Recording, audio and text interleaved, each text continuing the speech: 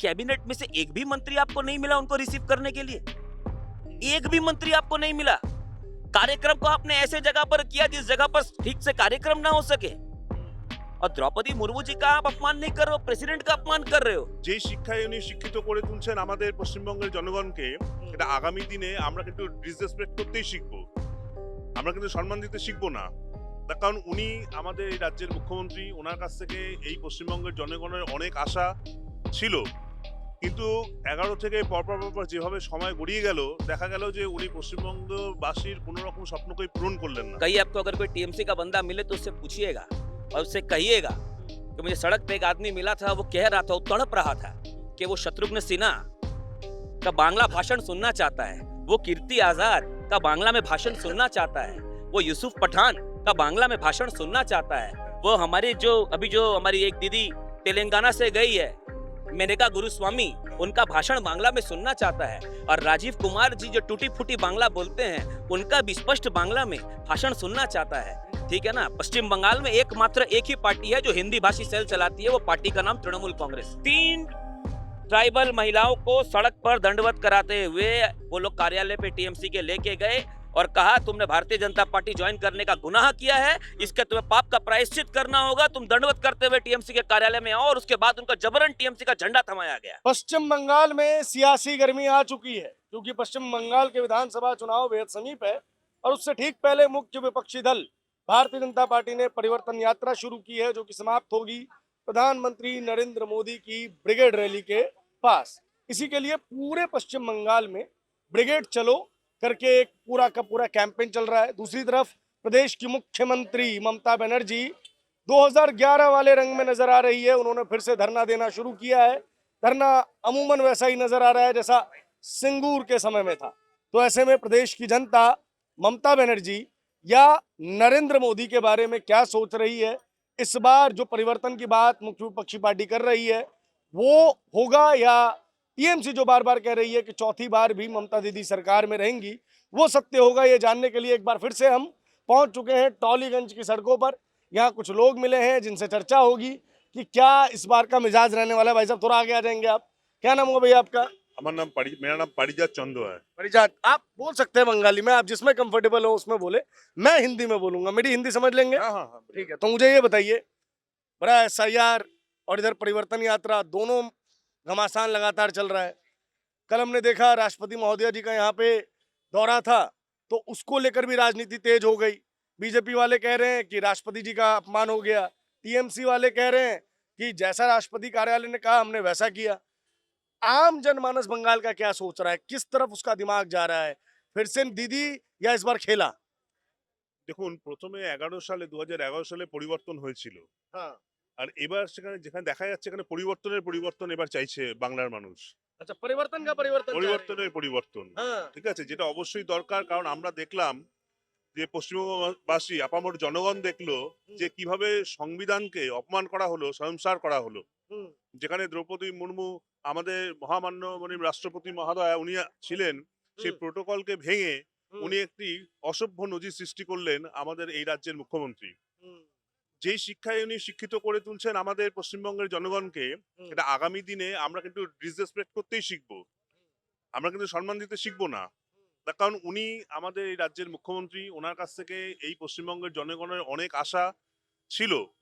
কিন্তু 11 থেকে পরপর যেভাবে সময় গড়িয়ে গেল, দেখা গেল যে উনি পশ্চিমবঙ্গবাসীর কোনো রকম স্বপ্নকেই পূরণ করলেন না। আচ্ছা। আর যেই নির্লজ্জতা সবচেয়ে বেশি প্রকাশ পেল সেটা হচ্ছে যে এই বেকার ভাতা। বেকার ভাতা উনি প্রকাশ্যে স্বীকার করে নিলেন যে কত কোটি বেকার পশ্চিমবঙ্গে আছেন। উনি যে 1500 টাকা করে দিচ্ছেন, এটা তো কোনো যুবকের, শিক্ষিত যুবকের দৈনন্দিন জীবনে কোনো পার্থক্য আসছে না। কারণ এখানে শিল্প নেই, রোজগার নেই। কিন্তু উনি স্বীকার করে নিলেন যে এখানে কতগুলো বেকার আছে যারা 1500 টাকা করে নিচ্ছেন। आप लोग उसे बेकार भत्ता कह रहे हैं, दीदी तो उसे युवा भत्ता कह रही है। बोले फार्म भरेगा, कॉलेज जाएगा, पढ़ाई करेगा, उस चीज के लिए माँ बाप से लोड ना लेना पड़े, इस चीज के लिए दीदी की सरकार युवाओं का ध्यान रख रही है। পড়াশোনা করে শিক্ষিত হয়ে সে কি চাইবে? বেকার ভাতা না চাকরি? এখানে শিল্প আছে? গোটা পশ্চিমবঙ্গ কনজিউমার স্টেটে পরিণত হয়েছে, ম্যানুফ্যাকচারিং স্টেট নেই এটার। এখানে ভারী শিল্প বহু বছর আগেই চলে গেছে। বামপন্থী এই জামানাতে প্রায় 250 খানের উপর ফ্যাক্টরি চলে গেছে এখান থেকে। মমতা ব্যানার্জি এই কপিনের উপর যে লাস্ট পেরেকটা ছিল সেটা হচ্ছে মমতা ব্যানার্জি, যে ধ্বংস করে দিল পশ্চিমবঙ্গের যুবর ভবিষ্যৎ স্বপ্ন, সবকিছুকে ধ্বংস করে দিল। আপনারা দেখেননি, গোটা পশ্চিমবঙ্গ দেখেছে যে শিক্ষিত সমাজ যারা চাকরির আশায় ছিল তারা 500 দিন 600 দিন করে তারা রাস্তায় ছিল। এটা কিসের নিদর্শন?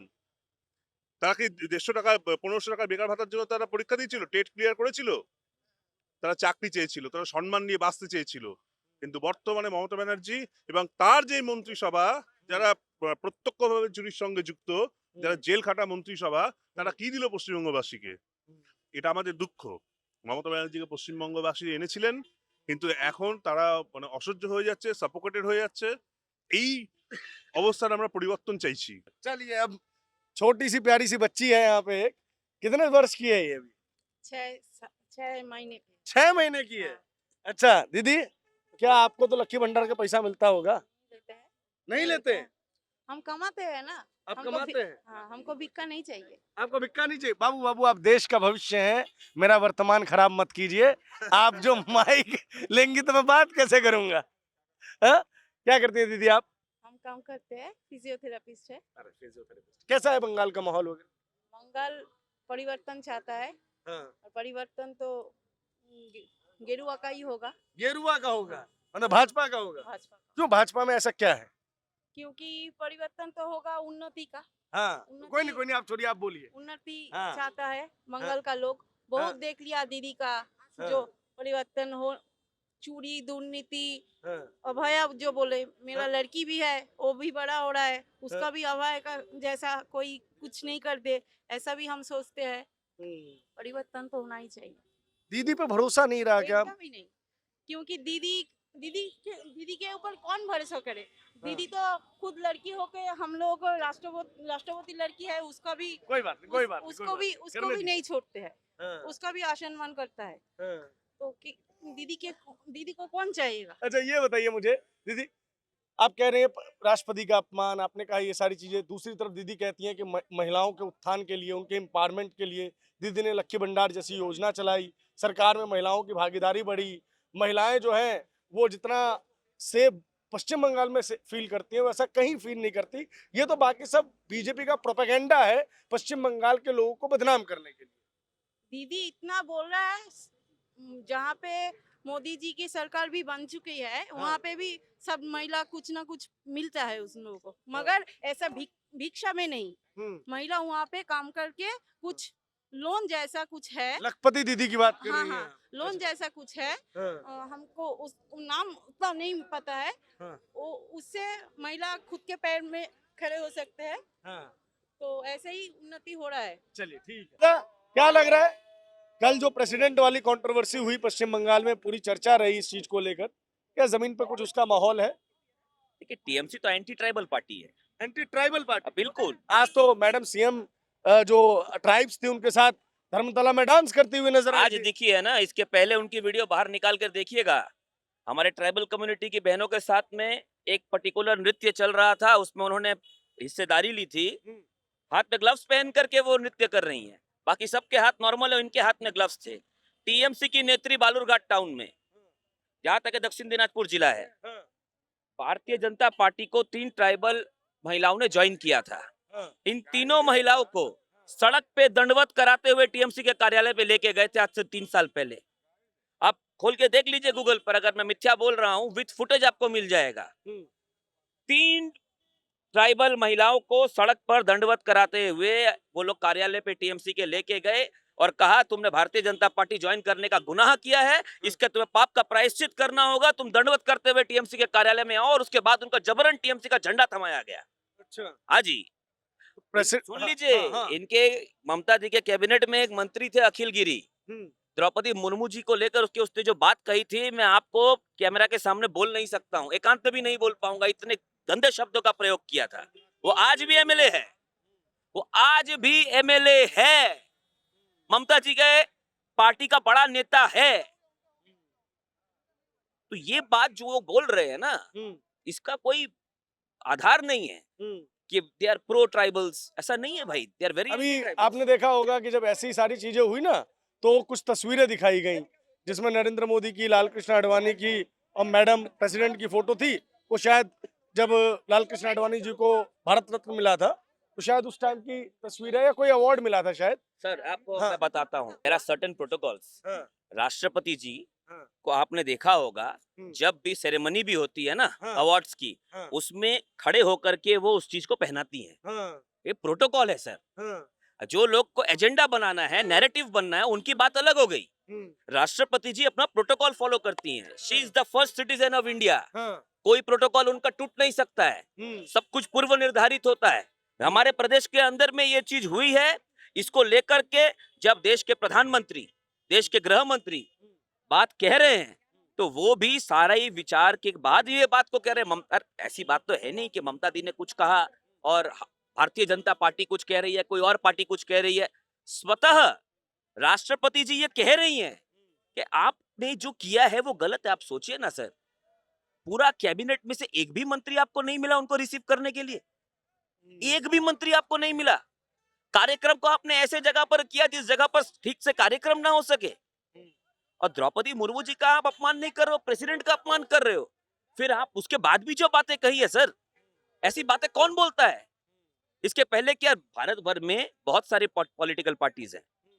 मैं आपसे एक ही बात कहूंगा, जब द्रौपदी मुर्मू जी का नॉमिनेशन हो रहा था, भारतीय जनता पार्टी जो एनडीए अलायंस है, एनडीए गुट है, उनकी प्रत्याशी थी वो, ठीक है। और दूसरे तरफ इंडिया अलायंस था। तब फॉर्म नहीं हुआ था, लेकिन थे तो विरोधी, सब एक ही थे। यूपीए मान लीजिए। तो वो झारखंड की गवर्नर थी, है ना? उस कंडीशन, झारखंड की थी if I am not wrong, governor थी, ठीक है। उस कंडीशन में हेमंत सोरेन जी वो स्वयं आगे बढ़कर आए और उन्होंने सपोर्ट किया द्रौपदी मुर्मू जी को। बीजेडी ने भी उड़ीसा से उनका समर्थन किया। टीएमसी ने क्या किया? उन्होंने, कांग्रेस ने प्रत्याशी नहीं दिया था सर, टीएमसी आगे बढ़कर आई थी। आगे बढ़कर उन्होंने कहा कि हमारा प्रत्याशी है, ये प्रत्याशी को हम अगेंस्ट द्रौपदी मुर्मू जी फ्लोट कर रहे हैं। तो भाई प्रो टीएमसी, एंटी टीएमसी, ये बातें कभी ये बाद में कर जा सकती है, but they are anti tribal at the core. वरना कौन दंडवत कराता है सर? 3 महिलाओं को दंडवत कराया, करा करके अपने कार्यालय तक लेकर के गया, क्योंकि उन्होंने बीजेपी ज्वाइन किया था। फिर जबरन उनके हाथ में अपने पार्टी का पताका या फ्लैग जो था उनको पकड़ाया। अच्छा, एक बात मुझे बताइए कि टीएमसी वाले जो बार बार आरोप लगा रहे हैं, वो कह रहे हैं बीजेपी वालों के पास सारे मुद्दे समाप्त हो चुके हैं, उनको आप अपनी हार नजर आ रही है, तो ED, CBI, election commission of India सबका इस्तेमाल करने के बाद अब प्रेसिडेंट को भी अपनी राजनीति में वो घसीट के ले आए। प्रेसिडेंट को राजनीति में किसी ने नहीं घसीटा है। प्रेसिडेंट का आपने अपमान किया है सर। जब आप अपमान करोगे और उसके बाद में राष्ट्रपति महोदय ने अगर सामने बात रखी, इसका मतलब है कि आप उसके ये करते रहेंगे और आप उनके विरुद्ध कुछ बोल ही नहीं सकते हो। किसी व्यक्ति का अगर आप अपमान कर रहे हो, आप उसकी चेयर का अपमान कर रहे हो सर। आज द्रौपदी मुर्मू जी अगर हमारी राष्ट्रपति है, 2 दिन बाद या अगले निर्वाचन में शायद रिपीट हो, या उसके बाद में कोई और व्यक्ति है, तो बात चेयर की है। अब आप क्या कर रहे हो ना, आप जबरन अपमान करोगे, उसके बाद आपके ऊपर सवाल उठेगा, तो पॉलिटिसाइजेशन तो टीएमसी कर रही है। पिछले 14 वर्षों में 8,205 प्राइमरी स्कूलें बंद हुई है। 2019 से 2024 के बीच में 6,686 प्राइवेट लिमिटेड कंपनी पश्चिम बंगाल छोड़ के दूसरे प्रदेश में जाने को बाध्य हुई है। 8,27,000 करोड़ रुपए पिछले 12 वर्षों में केंद्र सरकार ने पश्चिम बंगाल को भेजे हैं, जिसमें 2024 की controller auditor general of India की रिपोर्ट में स्पष्ट लिखा हुआ है कि 2,29,000 करोड़ रुपए का हिसाब ये लोग दे नहीं पा रहे हैं। ऐसे कंडीशन के अंदर में हम सवाल नहीं पूछेंगे, मुद्दे तो अनेक हैं। 26,000 नौकरियां किसने चोरी की? किसने एसएससी का घोटाला किया? तो सवाल, मुद्दों की बात अगर आप करने जाओगे ना, तो टीएमसी के लोग जो ना मुद्दे से भटकने के लिए इन सारी चीजों इन सब चीजों की बंगाल में चर्चा कम, एसआईआर की चर्चा ज्यादा हो रही है। सर एसआईआर की चर्चा एक गुट कर रहा है। अभी आपने कुछ देर पहले हम सबसे कहा भाई हाथ ऊपर करो, किसका किसका नाम है, तो भैया आपको कौन क्यों नहीं मिल रहा है वो व्यक्ति? 58 लाख लोगों की पहली सूची मिली थी, उसमें से मात्र 16 लोगों ने कहा कि हमारा नाम जो है गलती से कटा है। उसको भी तृणमूल कांग्रेस लेकर के काफी उन्होंने उछल कूद किया। इलेक्शन कमीशन ने स्पष्ट जता दिया कि भैया हमारे पास में आपके अगेंस्ट में ये विषय था। 58 लाख में 10 लाख लोग आते, 5 लाख लोग आते, 50,000 लोग आते, 5,000 लोग आते, मात्र 16 लोग। ये जो धर्मतला में प्रोटेस्ट चल रहा है, दीदी 2.0, ऐसा लग रहा है 2011 वाला सीन क्रिएट करने की कोशिश। नहीं, इसके पहले राजीव कुमार को लेकर के भी वो धरने पे बैठी थी। ममता बनर्जी, क्या होता है ना, आप जो मुद्दे की बात कर रही है, मुद्देहीन हो गए हैं टीएमसी के लोग, हाँ, इसलिए धरने पे बैठ रहे हैं। हाँ। और धरने में बैठ करके कहां कहां की बातें हो रही है पता नहीं, मेरे को तो अभी तक कुछ भी कॉन्क्रीट मुद्दा उनको उठाते हुए मैंने देखा नहीं है। क्योंकि सुप्रीम कोर्ट ने स्पष्ट एसआईआर का प्रोसेस पश्चिम बंगाल के लिए फैसिलिटेट किया है। कह रहे लेडी ऑन स्ट्रीट, मतलब कह रहे हैं कि जो स्ट्रीट फाइटर हैं वो वापस स्ट्रीट पे आ गई हैं, बीजेपी की अब खैर नहीं है। यार छोड़िए ना, ऐसा बड़ी बड़ी बातें, वड़ा पाव खाते चलता रहता है, अच्छा। ठीक है ना। हाँ। ये लोग अगर स्ट्रीट पे उतरे तो भारतीय जनता पार्टी का हर कार्यकर्ता आपको सड़क पे ही दिखेगा। मैंने सुना है कि 2021 में बहुत सारे लोगों को मारा। हाँ, मेरे को भी मारा, आपको भी मारा, मेरा घर तोड़ा, क्या प्रॉब्लम? फिर बीजेपी कर रहे हैं। हर हर मोदी जी, घर घर मोदी सर, जी। इतना आपको मैं एक बात बता दूं, हाँ। घर पे झंडा रख रखा है और घर पे बोल रखा है, अगर मेरे को मेरी मृत्यु भी हो जाए तो झंडा मेरे शरीर पे होना चाहिए। वही बीजेपी का। सर पे कपाल पे लिखा है नॉट फॉर सेल, बिकेंगे नहीं, झुकेंगे नहीं। टीएमसी के लोग तो आज हैं, कल ये पार्टी खत्म हो जाएगी। कौन डरता है इन लोगों से? क्या कर लेंगे ये हम लोगों का? क्या कर लेंगे? जब 21 में 27 दिन में 56 लोगों की हत्या करने के बाद भी आज अगर भारतीय जनता पार्टी के कार्यकर्ता आपको सड़क पे दिख रहे हैं तो याद रख लीजिएगा, टीएमसी के लोग तो पुलिस की वैन के पीछे राजनीति करते हैं। हम तो पुलिस से आंख मिलाकर चलते हैं। टीएमसी के लोग खुद में उनमें कुछ नहीं है, ये पुलिस राज है, वो पुलिस का इस्तेमाल करते हैं। इसलिए डीजीपी रिटायर होने के बाद राज्यसभा जाते हैं। बात समझ रहे हैं ना आप मेरी? कौन किसको कहां इस्तेमाल कर रहा है, सदुपयोग दुरुपयोग, जो शब्द आपको इस्तेमाल करना आप कर लीजिए। I leave it up to your description. डरना वरना हमारे डीएनए में नहीं है प्रभु। अच्छा दादा, एक और बात मुझे बता दीजिए। जो आपने कहा ये तो अपने आप में बड़ा विचित्र सीन हमें देखने को मिला था कि पहली बार राज्य के मुखिया को हमने देखा था कि राज्य के एक अधिकारी के लिए लड़ाई लड़ते हुए, लेकिन उस विषय को मैं अभी नहीं छूंगा। मेरा दूसरा विषय बहुत इंपॉर्टेंट है। लोग कह रहे हैं या सारी चीजें हैं, ये जो पूरा का पूरा प्रोटेस्ट चल रहा है, इस प्रोटेस्ट से जो आम बंगाली जो दीदी से मान लीजिए किसी कारण से बिदक गया था, वो मोबिलाइज हो रहा है उनके लिए। क्या सच्चाई है इसकी? जमीन कोई सच्चाई नहीं। उन्हीं के लोग धरने पे बैठे हैं, उन्हीं के लोग उनके संग रहते हैं। It is like a family picnic. अच्छा, चलो चलें, बैठेंगे, उसके बाद में घर चले जाएंगे, फिर उसके बाद में नया कुछ काम खोजेंगे। सरकार का काम तो ये करते नहीं है, डीए ये देते नहीं है, उन्नयन का काम करते नहीं है, सड़कें इनको बनवानी नहीं है, 8,205 बंद स्कूलें इनको खुलवानी नहीं है, 6.5 लाख शून्य पद नौकरियों के इनको वापस देने नहीं है, 7th पे कमीशन इनको लागू करना नहीं है। इसलिए रायदिगी से अमित शाह जी ने आकर के स्पष्ट घोषणा की कि भारतीय जनता पार्टी की सरकार बनाइए, 45वें दिन के भीतर आपको 7th पे कमीशन मिल जाएगा। काम करना नहीं है तो यही सब करेंगे। और मैं आपको बता दे रहा हूँ, धरना अगर किसी बुनियाद पे हो तो आम पब्लिक आपको वहां दिखेगी। आपको टीएमसी के बाहर का एक आदमी आपको वहां दिख जाए तो मुझे कहिएगा, जाइए ना आपका बूम लेकर के वहां। मैं तो गया था, कोई मिला? बहुत साउंड था। थोड़ा जब हम लोगों से बात कर रहे थे तो लोग बात वगैरह नहीं कर रहे थे, शायद हम हिंदी भाषी हैं इस वजह से शायद कोई दिक्कत हो सकती है। बहरहाल बहुत बहुत शुक्रिया दोस्त। नहीं, वैसे हाँ। आप हिंदी भाषी की बात भी कर रहे हैं ना, तो हाँ। टीएमसी हिंदी भाषियों की ही पार्टी है, अच्छा, ठीक है ना। आप अगर ये इनको, कल मैं देख रहा था बहुआ मोइत्रा ने एक बात कही थी कि जो भी विषय था उनका, कहीं आपको अगर कोई टीएमसी का बंदा मिले तो उससे पूछिएगा और उससे कहिएगा कि मुझे सड़क पे एक आदमी मिला था, वो कह रहा था, वो तड़प रहा था कि वो शत्रुघ्न सिन्हा का बांग्ला भाषण सुनना चाहता है, वो कीर्ति आजाद का बांग्ला में भाषण सुनना चाहता है, वो यूसुफ पठान का बांग्ला में भाषण सुनना चाहता है, वो हमारी जो हमारी एक दीदी तेलंगाना से गई है, मेनका गुरुस्वामी, उनका भाषण बांग्ला में सुनना चाहता है। और राजीव कुमार जी जो टूटी फूटी बांग्ला बोलते हैं, उनका भी स्पष्ट बांग्ला में भाषण सुनना चाहता है, ठीक है ना। पश्चिम बंगाल में एकमात्र एक ही पार्टी है जो हिंदी भाषी सेल चलाती है, वो पार्टी का नाम तृणमूल कांग्रेस। अच्छा, समझे? ठीक है, बहुत बहुत शुक्रिया दादा।